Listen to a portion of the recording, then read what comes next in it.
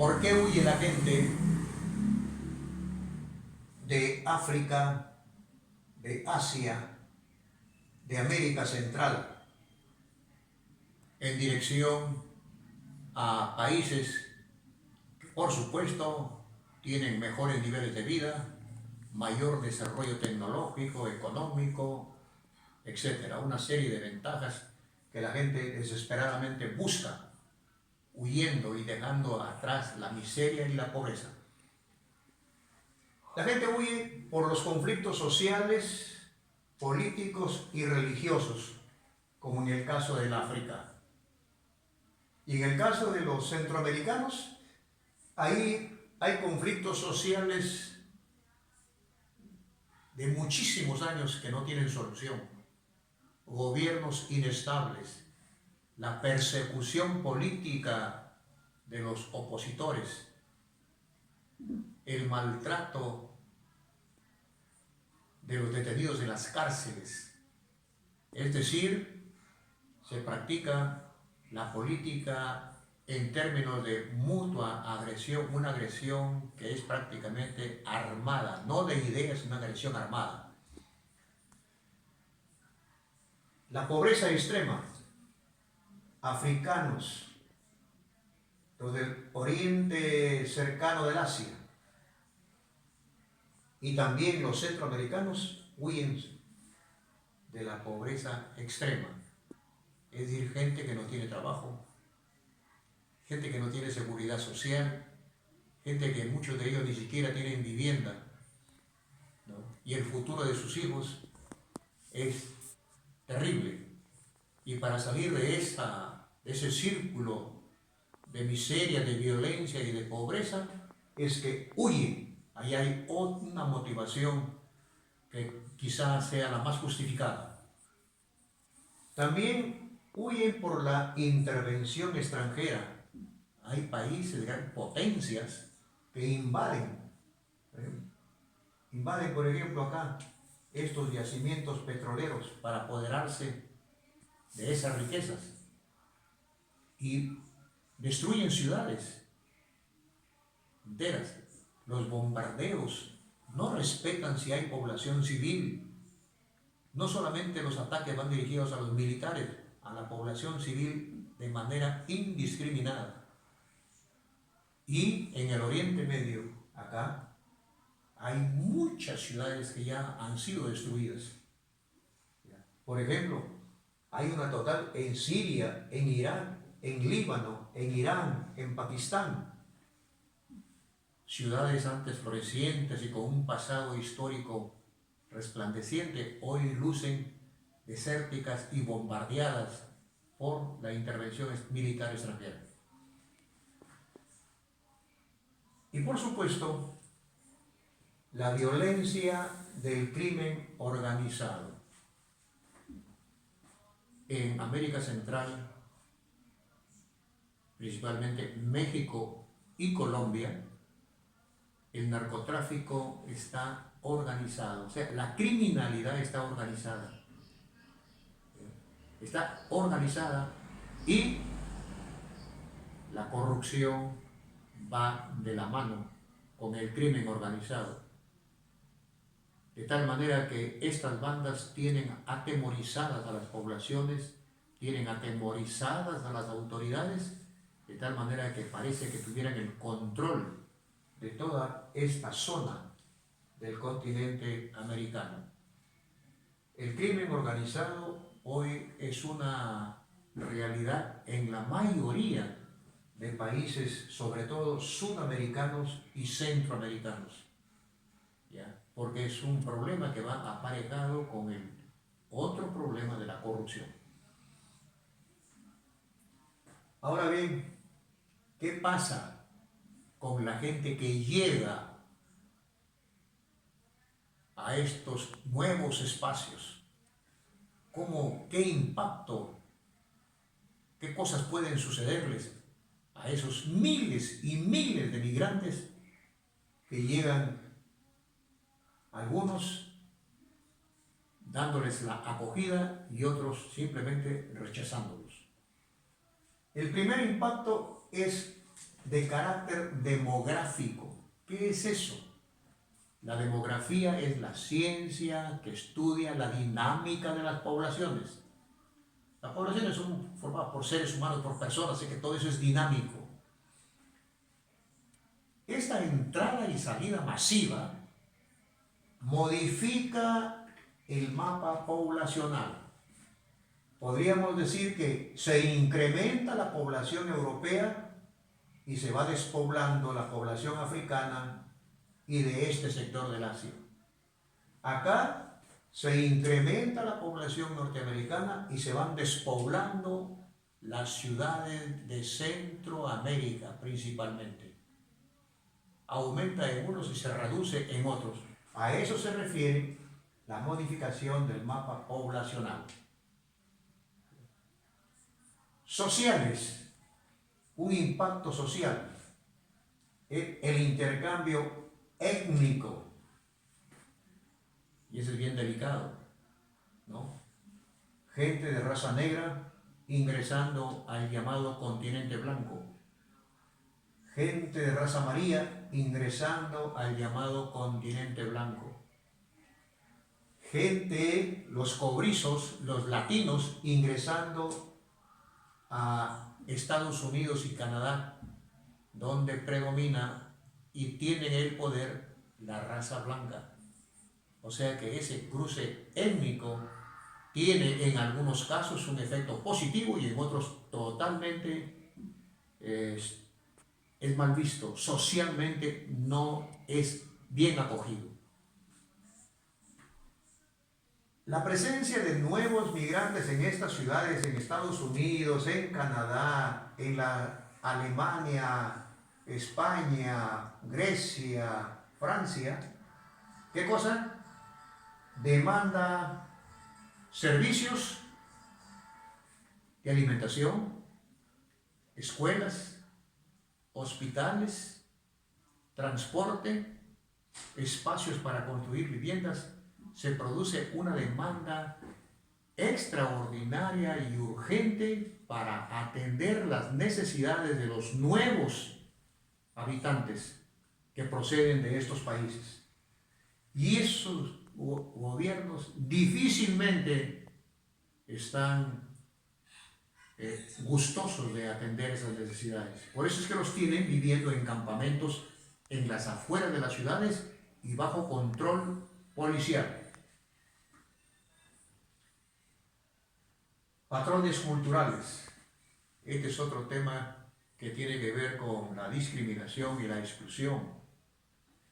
Imagínense ustedes un africano con el nivel educativo que tiene, con la cultura, la idiosincrasia que tiene, que penetre en estos países.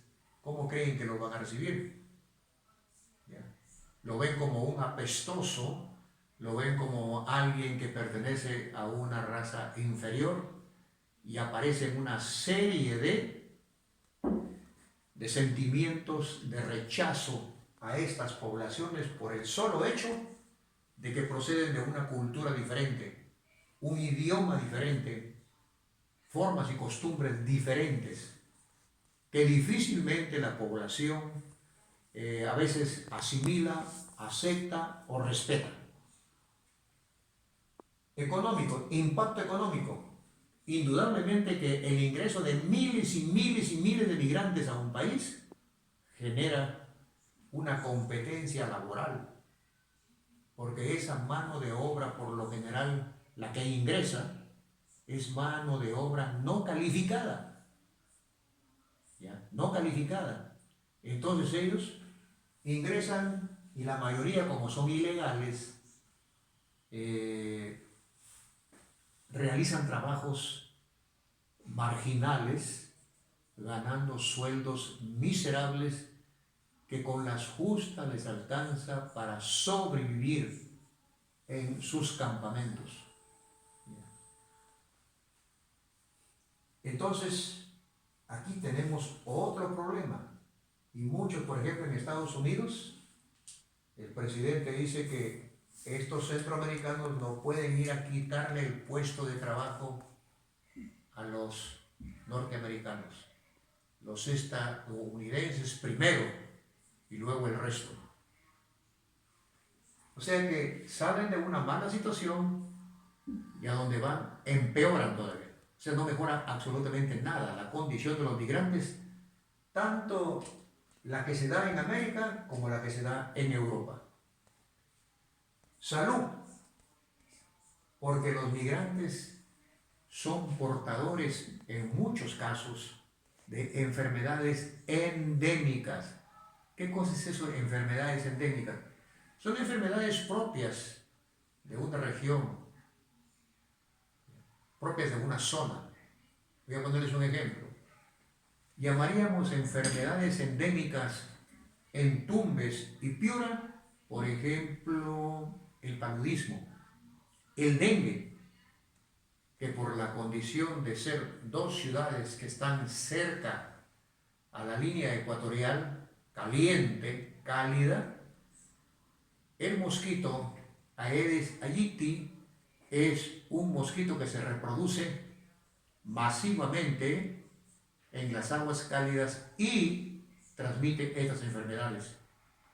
Entonces, estas enfermedades endémicas, con la llegada de los migrantes, viajan con los migrantes, llegan a los nuevos espacios y son rechazados. Los hospitales europeos, los hospitales norteamericanos, tienen mucho cuidado con esta invasión porque consideran de que también están trasladando enfermedades. Políticos, aquí viene el tema quizá más duro. O son aceptados o son rechazados. Les estoy explicando que en la mayoría de los casos, estos migrantes ilegales son rechazados. Justamente por su condición de ilegalidad, el gobierno no les da mayores garantías para sobrevivir.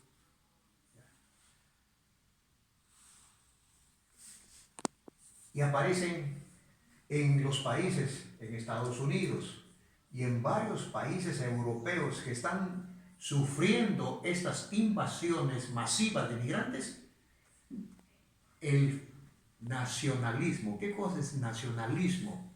Que los habitantes blancos dicen, primero es mi país, primero es mi patria, y luego los migrantes. Allá no hay igualdad ante la ley.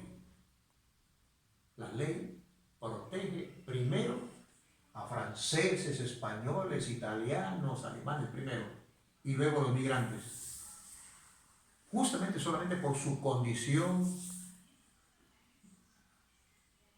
de migrantes. Luego aparece el racismo.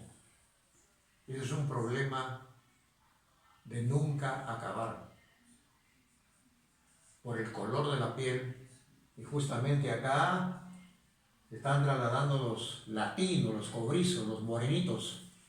Acá se están trasladando la gente de color.